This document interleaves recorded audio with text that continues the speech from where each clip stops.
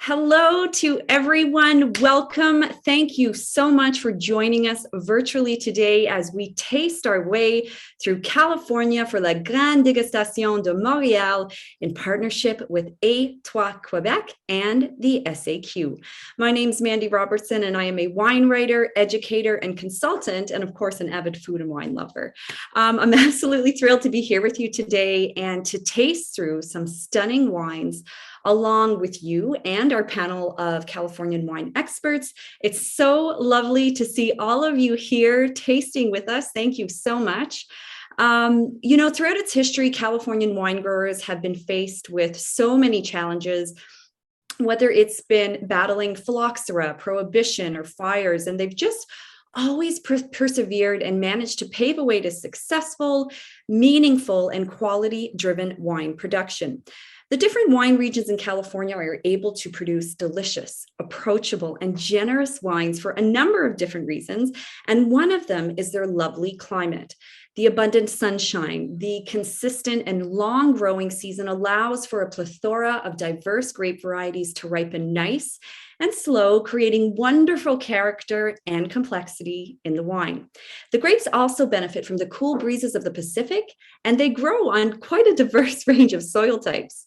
Another vital component to the success of Californian wine is their commitment to sustainable wine growing practices, which protect their soil, air, and water, all the elements that breathe life and flavor into grapes and ultimately the wine. Wine growers implement environmental and socially responsible practices, ensuring the health of the land, the communities, and the future generations of the industry. We cannot forget about the human element behind the wines of California. Every person involved in curating the wine, whether it's from harvesting to pouring glasses in the cellar door, there's just such a great sense of community and pride in what they do. There are 6 different wine regions in California, and they make up roughly 1,300 kilometers of Californian coastline. And this means that there's a large range of different microclimates. And due to the different geographical influences like lakes and rivers, mountains and valleys, and even like the soil type, there's going to be an incredible amount of diversity when it comes to the different styles of wines being produced. Now, today, we will be tasting through 5 equally exciting and delicious wines, and I cannot wait to jump into the glass and get started. It's going to be so good. What a treat. I would like to remind everyone that if you have any questions at all, do not hesitate to comment below. There are no silly questions. We are just here to inform you, taste with you, and certainly celebrate the wines of California together. Just write your question down here below, and we'll be glad to address them as swiftly as we can. So without further ado, let's grab our first wine, which is the Kendall-Jackson Vintners Reserve Chardonnay, and welcome our guest, Larry O'Brien, who is the brand manager for Kendall-Jackson. Good afternoon, Mandy. How are you? I am super. It's so lovely to see you. How are you doing? I'm doing great. Joining you from an undisclosed basement in northeastern Ohio. I love it. I love it. I'm just going to show everybody really quickly again what we're tasting through today. So this is the Vintners Reserve Chardonnay. It's the 2019 vintage. Of course, before we get into the glass, which I can't wait, can you just give me a brief history of Kendall-Jackson wines? It's absolutely fascinating. Jess Jackson was arguably one of the most successful entrepreneurs in America in the latter part of the 20th century. He was a weekend warrior farmer beginning in 1975. There was never an intent to make wine. Necessity is always the mother of invention. And in 1975, he and his wife bought a little bit of land, and that land was farmed 80 acres of pears and walnuts prior to Jess getting it. Jess took the pears and walnuts out, planted a little Chardonnay, and sold the Chardonnay off to other producers. But you have to remember that in 1975, we're not a wine drinking nation in the United States. We don't become a wine drinking nation until well into the 90s. So in 1982, after several years of successfully growing some Chardonnay and selling it off to others, the phone doesn't ring. And now I got 80 acres of Chardonnay and no place for it to go. And honestly, I need that cash flow from the fruit being sold to pay the note on the land. So Jess is forced to make wine, but his initial steps in making wine were fraught with peril. He was not a winemaker. He was no more a winemaker in 82 than he was a grape grower in 75. It was all learning on the job. So he gets a little bit of a stuck fermentation, or not a little bit, his fermentation got stuck.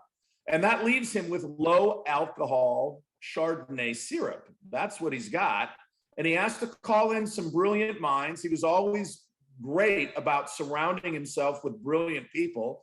Successful entrepreneurs often are surrounding themselves with successful people. And in short, they righted the ship. They get 16,000 cases of Chardonnay together. But then what do? It's 1982. Nobody's drinking Chardonnay. That's why you got stuck with the fruit to begin with. Very, very tenacious, Jess Jackson, kind of a John Wayne of a figure, 6'2", 3. He didn't wear a cowboy hat, but he did have some boots, and he just prevailed. He prevailed on the consumer across the country. He fought and scratched and clawed, and he sold those 16,000 cases. There were two very pivotal things early on. One, Nancy Reagan in 1983 put that wine on the White House menu. The 1982 Vintner's Reserve Chardonnay, or inaugural vintage, was on a White House menu. Wow. Pretty successful. That's amazing. Secondarily, we get a double platinum medal from something called the American Wine Competition. And I've actually met the gentleman who owned that particular. And the story goes that there was no double platinum medal. There was bronze and silver and gold. And they tasted this Chardonnay and they went, wow, that's great. What are we going to do? Like, the gold isn't good enough. Platinum medal. And then they said, well, the hell with platinum. Let's go double platinum. And long before there were critics or the Wine Spectator or Robert Parker, there were just a few wine competitions to promote your wines with. And that double platinum medal and the Nancy Reagan placement at the White House were incredibly influential. And throughout the rest of the 90s, just began to build a very successful business based on a couple basic ideas. Own land, grow the best damn grapes you can, treat that land, as you've already described, as respectfully as possible so that there can be generational succession. And if we fast forward to the 21st century in 2021, Jess's children and his newly born grandchildren will have the opportunity to take advantage of this business that he built for generations. That's a beautiful story. I just love this so much. So it's still family owned and operated, I would imagine. Absolutely.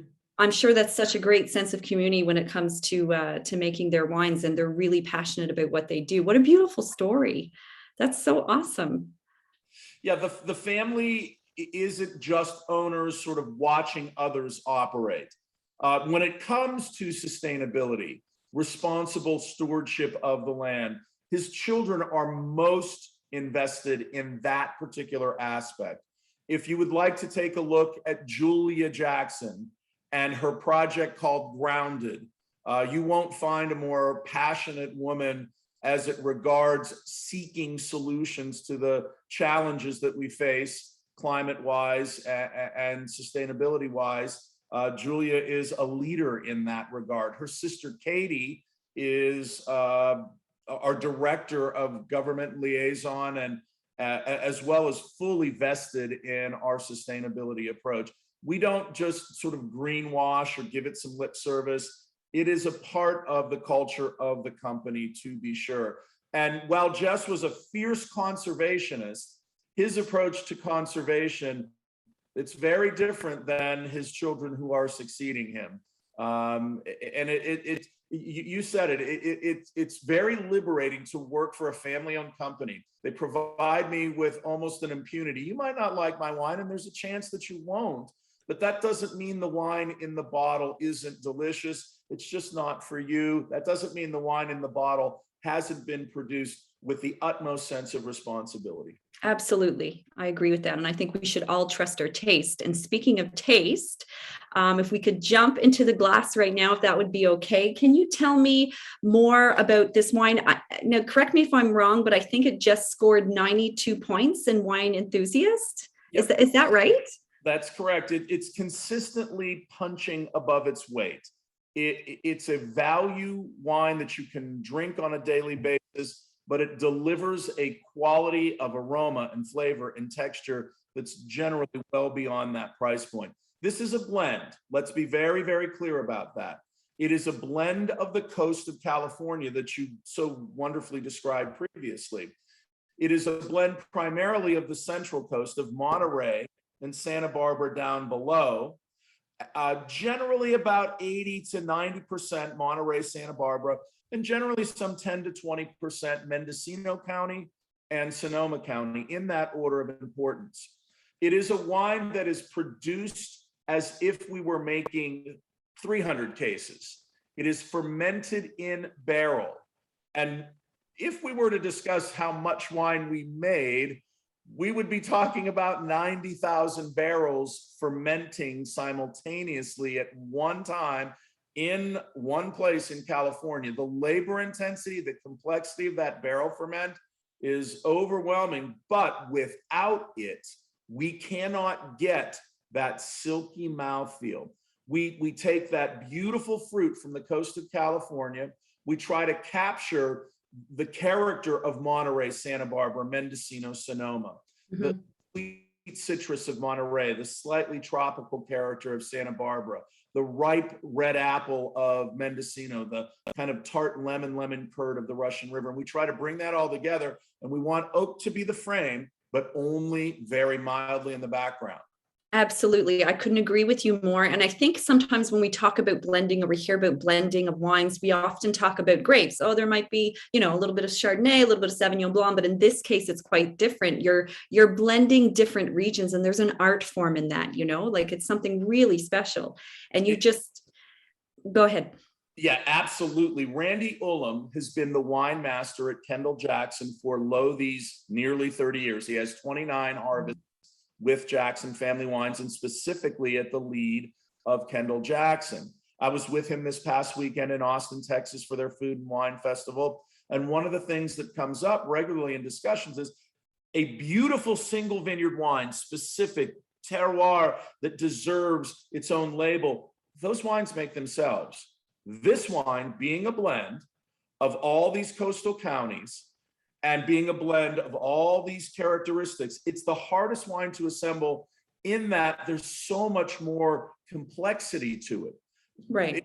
Consistency comes from the same vineyards year in and year out. I'll be very careful to tell you that we are 100% Chardonnay, number one. Number two, we don't buy wine from anybody. Number three, we buy grapes from grower partners to fulfill that delta of fruit that we cannot grow ourselves. We'll never own enough land to grow the grapes we need to make the Chardonnay, but our grower partners have been with us for decades. Well, I have to say the proof is in the glass. I guess I'll say today, but it's absolutely delicious. I couldn't agree with you more. There's a beautiful layered texture. There's creaminess, there's suppleness, there's citrus. It's beautiful. It's elegant, and it's at the SAQ for only $19.05. I cannot thank you enough for joining us today. This has been fantastic. I wish I had more time with you, but I want to just thank you for your time. Thank you for your effort, and cheers to Kendall-Jackson. Have a great day. Thank you very much, Mandi. We much appreciate it. So coming up next, we'll be moving on to the wonderful world of Californian red wines and sipping on this generous and approachable wine, the Ménage à Trois Cabernet Sauvignon from Folie à Deux. And here to taste with us is their Canadian Director of Sales, Brett Marshall. Brett, thank you so much for joining us today. My pleasure. Happy to be here. Yeah, thanks so much. So what I find so incredible about the Ménage à Trois is that their wines have been on the SAQ store shelves since 2007. And I think that's such a testament to the success and the quality of the wine. Can you give us a little bit of history with Ménage à Trois and how the wine has sort of evolved over the years? Absolutely. First, maybe I'll start off telling you a little bit about the family that I work for. So Trinchero Family Estates is the second largest family-owned wine company in the United States. They've been making wine in the Napa Valley since 1948, and it actually all started with a little winery called Sutterholm. And from that early beginnings, it's really the quintessential, American dream story. It was a rags to riches story. And through many years of hard labor and growth, we're now into 4 generations of family ownership. And the Folie à Deux winery came about actually in 1981. 2 psychiatrists started a winery. And Folie à Deux is a term psychiatrists use to, it describes a shared interest or fantasy amongst 2 people. And the other psychiatrist had said, opening up a winery in the Napa Valley is a classic signs of Folie à Deux. So that's kind of the backstory on Ménage à Trois and Folie à Deux. The Ménage à Trois brand was actually this little brand, sort of sub-brand within the Folie à Deux range. And it just sort of hummed along. Back in those days when the doctors owned it, it was a very small production winery in the Napa Valley, about 20,000 cases. So come along 2004, and Trinchero family had always had their eye on the property. Actually, Bob Trinchero, his house overlooked the property, and it finally came up for sale, and the family bought it. And then lo and behold, within that brand, Ménage à Trois was this little gem that was waiting to be blown up. And we launched this brand in, as you mentioned, in Quebec in 2007. Kind of thought, well, we might have, something special here with the sort of French sounding name in the Quebec market. And it was at a time when, that style of red blend was really starting to take off. And from there, it's grown exponentially. And at one time, it was the #1 red blend in the Quebec market. And that, as things do change, the taste profile in the Quebec palate kind of evolve over time. And what we found a few years ago, and about 2019, we started really looking at our business and realized that maybe it was time to evolve the brand. So we started very specifically for the Quebec market. It was our biggest market in Canada at the time, that we needed to make a tweak. So we started playing with maybe converting back to a Cabernet-based wine, a little drier in style, and really sort of focusing on the sustainable messaging, which has always been a very big part of the family's philosophy, is always being great stewards of the land. So we launched this in October of 2021, and it's done remarkably well. We couldn't be happier. Stylistically, it is much drier, and then all the important sustainable messaging that is so key these days to doing our part to make the environment a better place. So we're now in lightweight glass, the labels post-consumer recycled paper. We have biodegradable capsules, lightweight shippers, and you'll soon see, you'll see vegan certification on the front too. So we're doing our part, and the Quebec consumer is really showing their love for the brand as we continue to evolve. That's amazing. I was going to touch upon that. You can see that on the label right here. So we have the 2019 vintage that we're tasting today. And it says the Green Medal of Business Award. So I think you've already touched on that a little bit. And you're saying that eventually there's going to be a vegan, it's going to be vegan appropriate, correct? Yeah, you'll see in the coming months, as we bring in the new production, you'll see vegan certification on the front. And on the green medal, that really speaks to the commitment the family has to the environment. So we do things, we received this green medal award in June of this past year. And it really sort of signifies, getting the award because of doing things like wastewater reduction, water reuse, solar power, all the right things to really be good stewards of the land. And doing all those things, I think, really makes a big impact on everything, and stylistically on the wine. The commitment. All of our vineyards are sustainably farmed in the state of California. The family has just over 9,000 acres. So it's a big commitment, and it's just the right thing to do. Yeah, no, I think that's a great thing to do as well. It's such a generous wine. It's full bodied, yet it's still holding so much restraint. You've got these like delicious blackberry and black cherry notes, little bits of spice. It's super easy drinking and enjoyable. It's incredibly balanced. I mean, you put that on the table, everyone's going to love it. I'm really curious to know, in your opinion, what would you think would be a great food pairing for this wine? For me, I love barbecuing, and to me, that's just a classic sort of red meat, nice sirloin or T-bone on the barbecue, sort of simple, nice green salad. Just keep it very basic. You get the nice tannins. It is that dry style, so I think that it's a great balance. That one's my favorite, but you can go the other way too, like short ribs or portobello mushroom. It's pretty palate pleasing style and pretty easy to match things. That'd be good with just pepperoni pizza too. Keep it simple. Yeah. Yeah, no, I totally agree. You're making me so hungry. And we hadn't talked before this, but it's so funny you mentioned all those food pairings, because for me, I would just love to have this with like a juicy barbecued burger, you know, with the works. You've got like bacon and cheddar cheese. And anyway, it's making me terribly hungry. I should probably stop. But I just think like the depth of the wine really matches the flavor and the character of the wine. And I believe this is available at the SAQ for only $19.95. I do remember tasting this wine, like the previous style a few years ago, and it was just as delicious. But you're right, there's definitely a little bit of difference in terms of it's a little bit fresher, definitely a little bit more fruit forward. It's absolutely delicious. It's a crowd pleasing wine. And this is 100% Cabernet, correct? Correct. Yeah, it's 100% Cab, sourced from our vineyards in Lodi and the Central Coast. And yeah, just for our friends in Quebec, you know, it's a little bit drier from maybe what you're used to with the red blend. So, and it is 100% Cab, where the original red blend was actually a blend of 3 grapes. So a little bit different.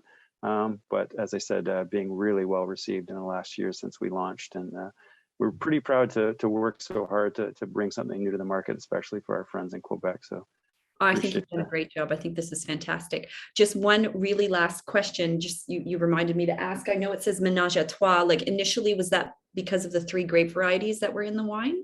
Correct. Yeah. I mean, we honestly can't take credit for the name. It was started by the 2 psychiatrists that were very clever with their marketing, but yeah, the name harkens back to the time when it was a blend of 3 grapes.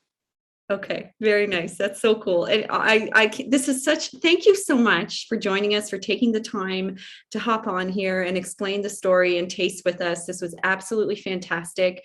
I hope I get to see you soon. Thank you so much. And I wish you a wonderful day. Cheers to Ménage à Trois, Folie à Deux. Cheers. Thank you so much for your time. And we hope to see all our friends from Quebec coming back to Napa soon. Have a great day. You too. Thank you. Okay, so now we're going to head over to our next wine, the Angels and Cowboys proprietary red that is coming from the Sonoma AVA. So this is a blend of Zinfandel, Syrah, Petit Syrah, Carignan, and other robust grape varieties that work so beautifully together. I cannot wait to taste. So to give us a little more info on this wine is Chantal Landerville. Hi, Chantal. Welcome. Thanks for joining us today. Hi, nice to be here. Excited. Yeah. How are you? I'm great. How are you doing? Great sweater. I love it. Oh, thank you so much. Well, you know what? The holiday season's next month, and I'm feeling very festive with all the decor and everything. It's good for the mental health. I don't know. It is. It really is. So I can't wait to dive into the glass, but before we do that, I'm super curious I want some info on this name. I love the name of the wine, Angels and Cowboys. I'm so curious. Can you tell us how that sort of fell into place?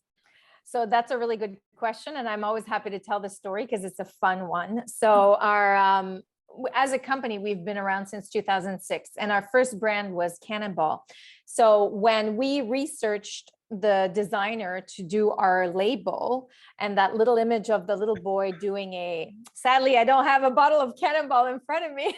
I know what you're talking about. That was one of the wines when I first got into wine that I absolutely fell in love with. And I think it's at the SAQ now, but yes, it's like he's jumping ready to dive into the lake or something, right? Exactly. Yeah. Doing exactly a cannonball. So yeah.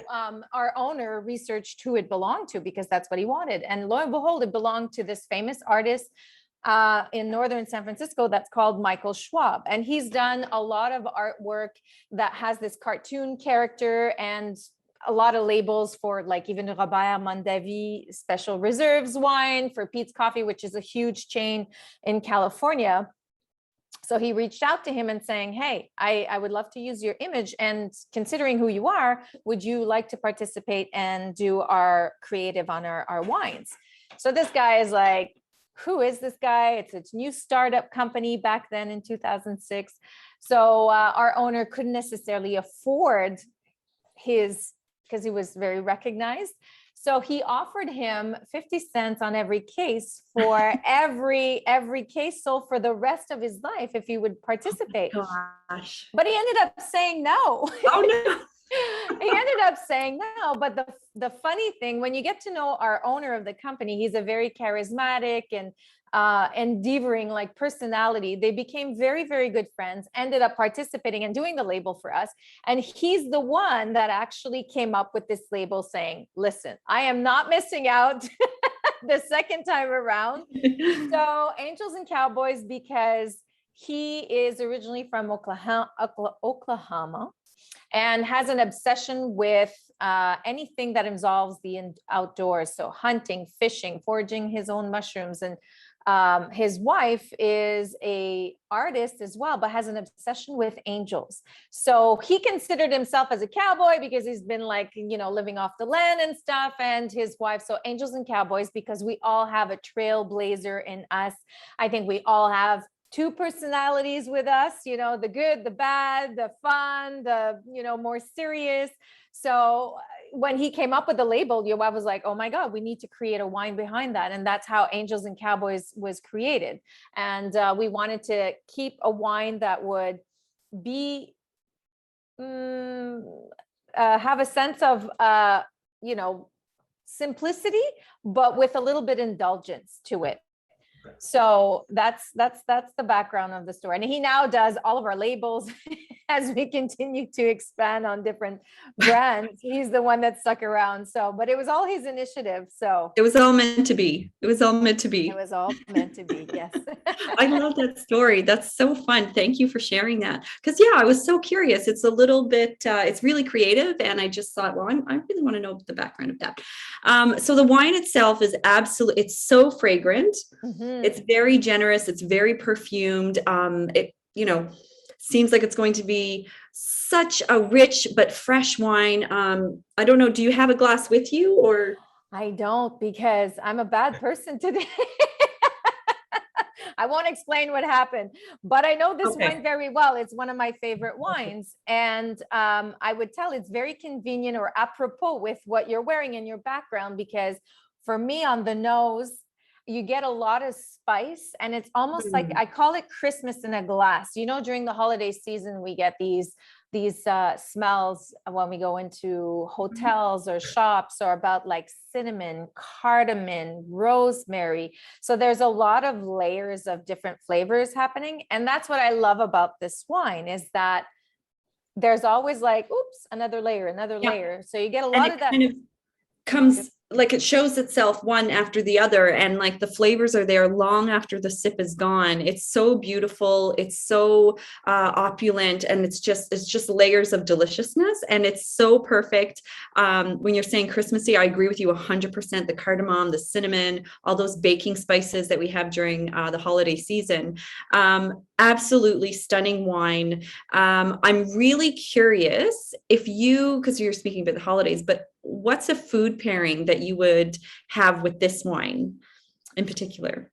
So I love ribs with this wine. I really do, actually, because the wine, what's fun about this wine is because it has that those velvety, rich, juicy tannins.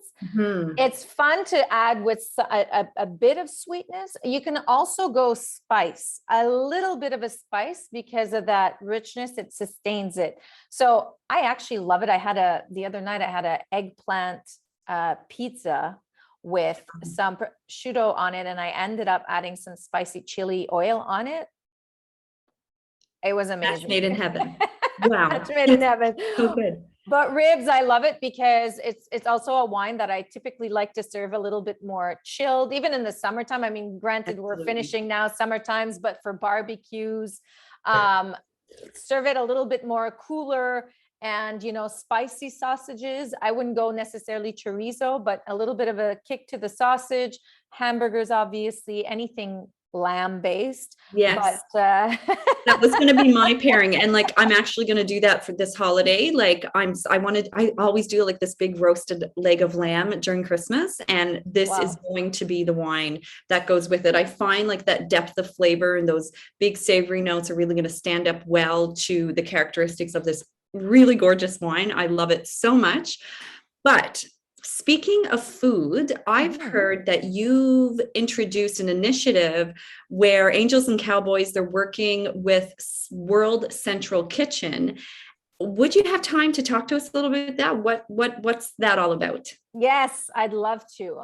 You know, when the company was talking about this, I was a little bit skeptical, but as I dove into getting to know what the World Central Kitchen is all about, I was like, oh my God, this is amazing. So it's founded by the chef Jose Andres, which is a famous chef from Spain that actually worked at the famous, if you're a foodie, know about restaurant, the Michelin star restaurant for Nana Adria's.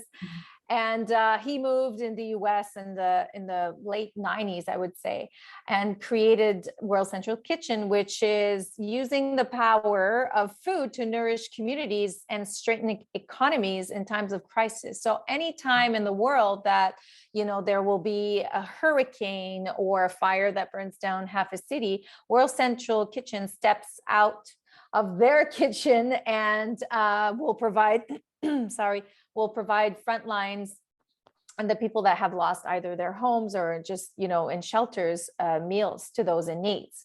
Wow. So our owner is great. He's always had, how do you say, I want to say anthropology, and I'm sorry, I think it's my French coming into English.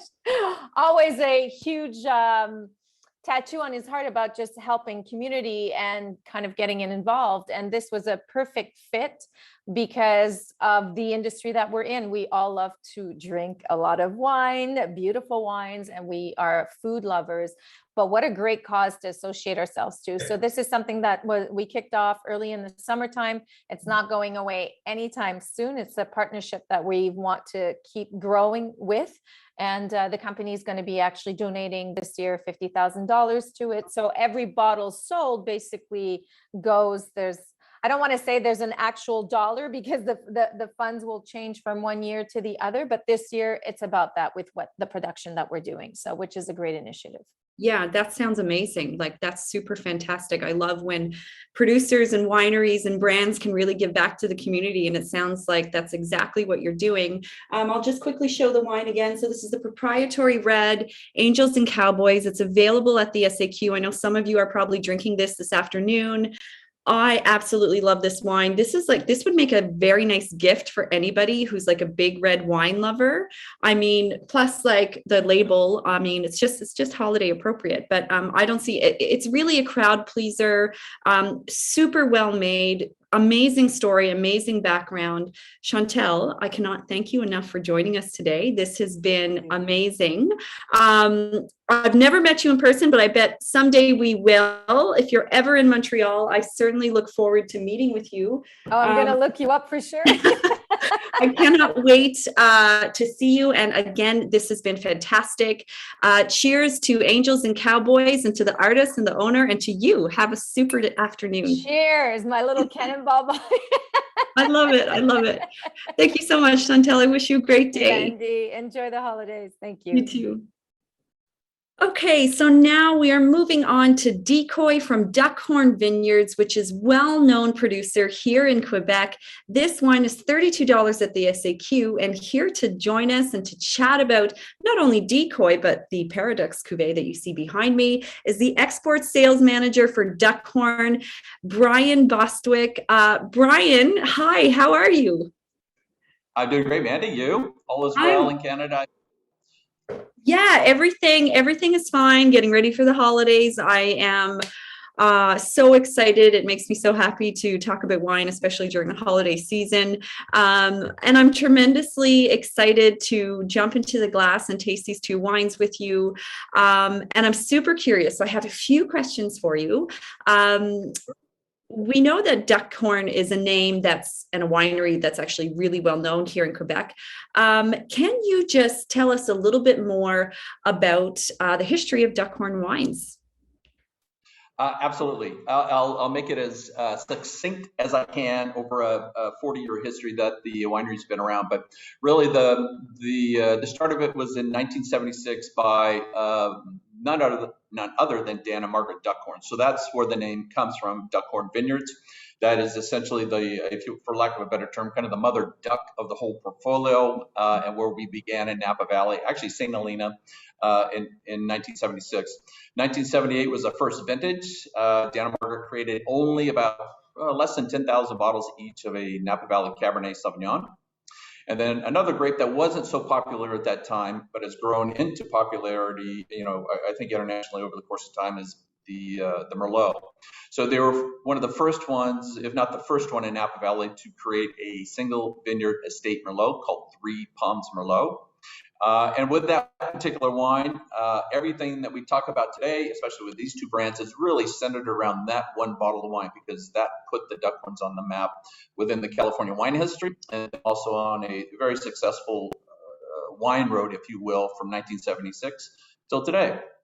So, so over the course of time, over the last 40 years, we've grown from just one brand, the Duckhorn Vineyards, to now we're known as the Duckhorn Portfolio.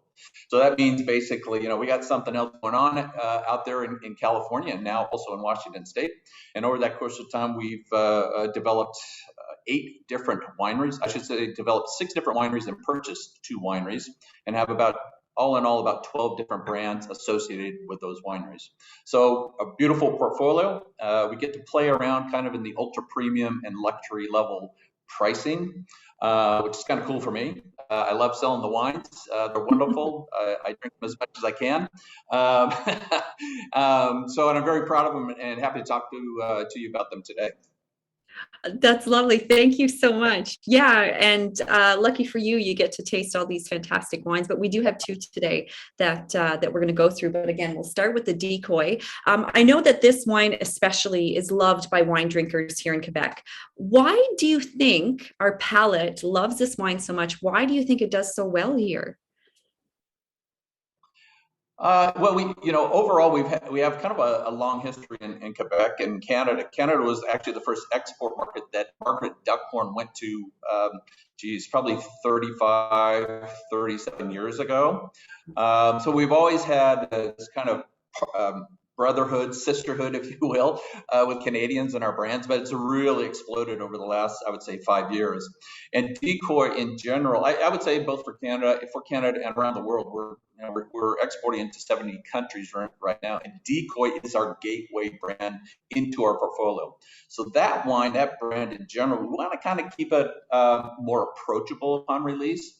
Both on kind of on the style of the wine, expressive fruit really showcases the varietal Cabernet Sauvignon, Chardonnay, Merlot, whatever it might be, but in more of a kind of a soft style, if you will. Mm-hmm. And I think that's really played well for this brand. So, it has nice, vibrant flavors to it. There's beautiful fruit on it, but the tannins aren't real heavy on this wine.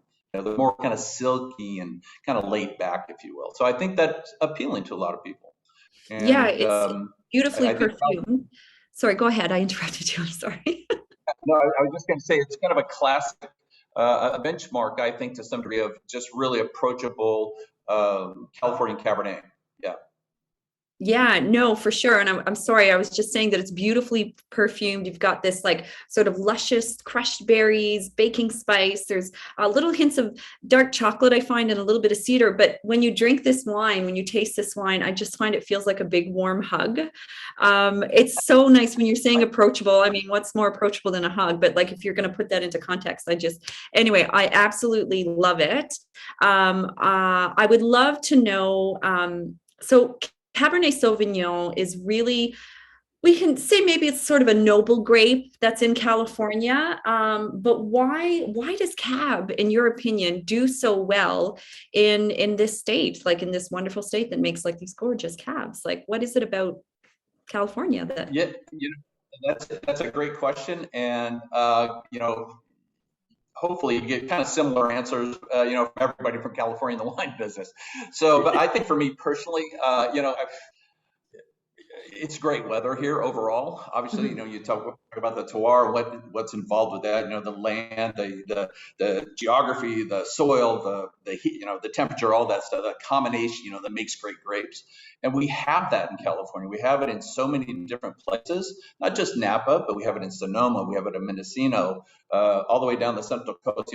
California's a state that is about 1,600 kilometers long and about 500 wide. So there's a lot going on there. So a Bordeaux-driven grape like Cabernet Sauvignon and Merlot and Merlot can do extremely well in California. Different than, French-style wines. Our California wines tend to be a little bit, as we kind of all know, a little bit more fruit-forward, soft and silky and that sort of thing. Most of them are a little bit more approachable upon release, and that would even go for Paradox and some of our other wines, and maybe other wines that you see in Canada. So I think that's what's appealing. There's not this sense that, hey, I got to lay it down for 20 years before I can drink it. It's just, bam, pull the cork, turn off screw off the top, whatever it is, enjoy the wine. Yeah, I think that's really worth Cabernet. I couldn't agree more. I just find it's kind of has this dual personality. Like you just said, you can crack it open at the table, pour it, enjoy it. And then you could also maybe tuck it away. Some of the wines and kind of forget about it for a few years, and it'll be like a different thing. If you were to find a food pairing, I've been asking everyone today, but if you were to pair this wine with a type of dish, what would it be? Well, I'll tell you what. We don't do much quote unquote marketing with our wines. We kind of let the wines do their own thing. Although I know people know our brands and that's has to do with a little bit of marketing, but just the quality of the wines basically. So that what we would call decoy is everyday wine for the well-informed. Yeah, which means you kind of read between the lines what we're talking about. That it's not the least expensive wine out there. We just feel it's like one of the best wines at that price point to bring people into our portfolio. So food-wise, I kind of think of it the same way. Think of some foods that you have every day. You don't have to sit down for, a nice French dinner with this, although if you do, that's great. I kind of wrote some things down real quick. So, if you can't find a wine that can go with a hamburger, then don't. You're not looking hard enough. You're not tasting enough wine. So without a doubt, hamburgers and that cab are delicious. Grilled pork chops, all right, dry kind of, rub on them, grilled, no real sauce on it. Beef kebab, skirt flank steak, poutine maybe, a certain kind of poutine, donaires maybe, you know what I'm saying? Some Canada, home cooking there. I hear you. Fajitas even. You can have all different types. The fruit component on this and the tannins not just being overpowering on this wine. Fantastic. No, it all sounds good. Be nice to have it now. I was thinking, can I ask you, do you know what a tourtière is? Do you know what that is? Tell me. I do not. So no, I don't. That's one I haven't had. When I taste this, I'm like, and it's a holiday season, but tourtière is like, it's a delicious, heartwarming kind of savory meat pie that's a lot more complex than it sounds, okay? But it's all this different type of protein with these beautiful baking spices, and it's something that a lot of Quebecers love here, especially around the holidays. And I just find it has such a depth of flavor, this wine, and also like with the dish, I just thought it would complement and enhance flavors of both so much. I can't wait. I always get a tourtière from Au Pied de Cochon, which is like a beautiful restaurant here in Montreal. And this wine is going to go so perfect with that. I cannot wait to do that pairing because in my mind, it's going to be amazing. So it's your food and your decoy cab as that big warm blanket. It's a perfect combination. It sounds like. That's exactly what That's great. Yeah. So if you're ever back in Montreal, would love to see you. We're going to go for some tourtière and have this wine with the tourtière. Let's book it. I'll be there in January. Love to. Okay, great. So you were saying great quality for price wine. I couldn't agree more. I think the quality is amazing. The price is on point, and we are going a little bit, we're going next level, let's say, and we are going to the Paradox. This is the 2017 Paradox. Let me sure to get that in that screen. And we've had the decoy. So this one is $62.50 at the SAQ, a little bit different tier level there, but I would love to know what would you say, how would you say that these two wines differ in terms of style and or expression? Yeah, I think Decoy is more of, it's a blend of fruit from different parts of Northern California for the most part. From Sonoma, it has a lot of Sonoma County fruit. It has some Central Coast fruit in it and some Mendocino fruit. On the other side of it, so we're going kind of a little bit more eastward. We're going to go over the Mayacamas mountain range and drop into Napa Valley. And that puts us in a valley that's very small, probably. They kind of say there's more soil types in terroir in Napa Valley than any other place, any other wine growing region on earth. So it's 150 square miles. A lot goes on there. And Paradox kind of benefits from that. The different terroir, the different soils, the different climate, everything compared to kind of where some of the grapes are growing for Decoy. So Decoy, again, more approachable upon release. Paradox has I would say, I don't know, you're tasting it now, a little bit more rich, complex flavor, bold, expressive, and that's kind of the difference, I think, in general right there. Paradox also is kind of I would call it a kitchen blend, a kitchen sink blend of sorts, but in a positive way, yeah? Where there's a lot of passion and a winemaker's palate behind this wine. So there's actually where Decoy, go ahead. No, I just was for those who are listening. Can you just explain what a kitchen sink blend would be? Yeah. So Decoy has two different what we call varietals: Cabernet Sauvignon and Merlot. Those are the two Bordeaux varietals in Decoy, and that changes year in year out too. Paradox, kitchen sink, and that's kind of a common name. It's just something I use because this has 7 different grape varietals in it. From Cabernet Sauvignon, Petit Verdot, Merlot, Syrah, Tempranillo, a little bit of a Spanish grape thrown in there too. So that tends to add a lot more depth and breadth to the wine, I think. Yet a wine that is, I think, beautifully balanced, but also I think, I'm not going to speak for you, you can tell, but just that boldness on the palate too. It just kind of coats the mouth. It's stunning. It's a stunning wine. I am like over the moon in love. I think the tannins are super polished. The layers of fruit and flavor that come like one after one, such a long finish, really elegant, really approachable wine. It's super generous. I love it so much. But yeah, it's amazing. It's great. It's wonderfully done. But that's Napa, right? So Napa kind of equates to quality wine. I mean, I know that all the winemakers there are super careful about what they do, and they put their heart and soul into everything. So this wine to me, like I'm going to save it for dinner tonight. I'm going to, I've got something in my kitchen that's ready to go, but this is definitely going to be enjoyed by me this evening. It's ready to drink, in my opinion. However, I can also see some potential to age. What do you think? Like, do you think that this wine can happily do both? Absolutely. I've had some older vintages of the Paradox, and we have just beautiful acidity with these wines. And I think that, again, is that key word of balance. And, acidity is obviously one of those points that you need to have. And that really helps this wine, I think, to age. There's this natural, beautiful California fruit flavors that are multi-layered in that wine. So it will lay down nicely. Me personally, I mean, if you're asking me personally, I like drinking these wines.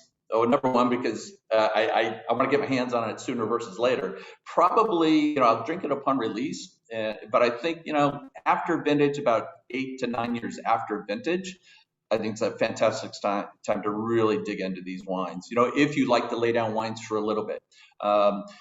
I can't hold on to wines for over 20 years. I just can't do it. I just don't have the power. So I drink them a little bit early, but I think 8 to 9, 10 years after vintage, it's a great time. So then the message here is, guys, for everyone who's watching right now, is that you need 2 bottles. You buy one now that you can enjoy tonight or tomorrow, and then you take another bottle and you just forget about it for a few years. But I'm exactly like you. I can't wait too long to open a nice bottle of wine. But this, and you know what, for anybody who loves Napa Valley, if you're a wine collector, especially of Napa wines, this is really brilliant. This would make a wonderful Christmas present, a gift to someone special, or even to yourself. It's beautifully made, so sophisticated, so charming, very elegant. Again, those polished tannins, there's the layers of fruit that just keeps coming up long after the sip is gone. I don't think you can go wrong with this, like, honestly. So I'm going to ask you about another food pairing, just really, really quickly. What's something you think would go with kind of this tier of wine?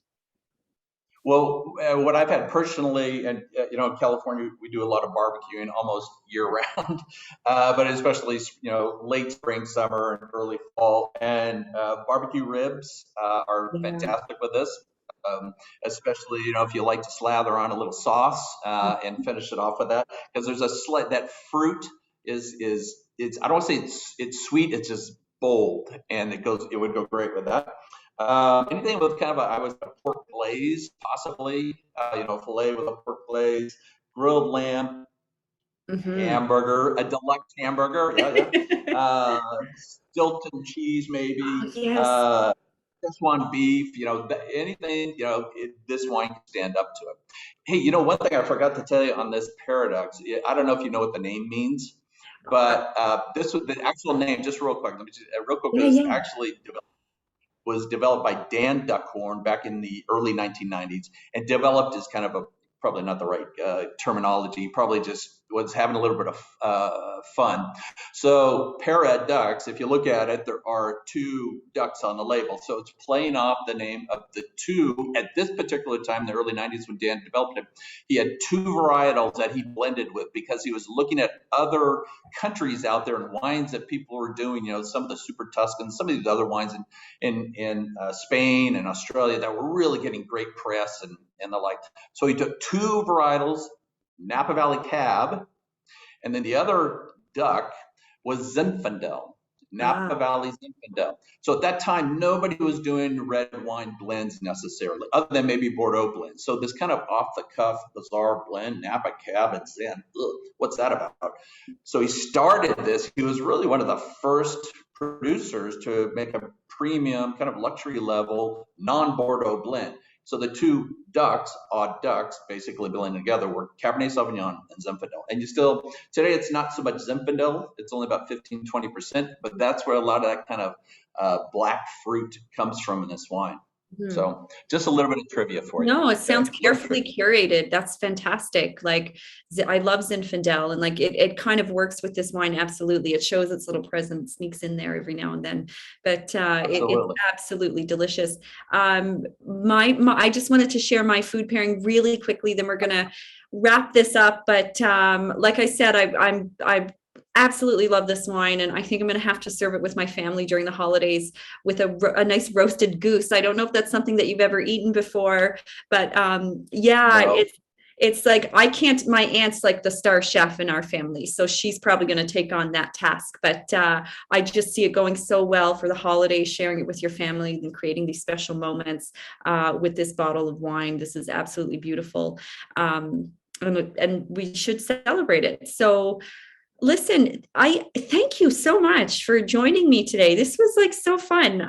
Thank you so much for taking the time. It's been excellent. I always appreciate, chatting about our wines, and especially to local friends in Canada. If you haven't tried the wines, please go out and try them, especially over the holidays. They are out and about. So, and buy these two. Go home and having your own personal tasting with family and friends, and see if you agree with us. Yeah, I'm sure they will. So thank you so much. I wish you a wonderful day and hope to see you soon in Montreal and Quebec. All right, everybody. Have a good holiday. Thanks, Mandy. Thanks. Have a good day. Bye-bye. Bye. You too. Bye. Thank you so much to our panel of experts, the Wines of California, A3 Quebec, the SAQ, and especially to all of you for taking the time to join us today. You've been absolutely fantastic. To learn more about La Grande Dégustation de Montréal, don't hesitate to head to the website. This has been such a pleasure. Trust your taste, guys. Enjoy your evening, and thank you so much for joining us. Cheers. Have a great day.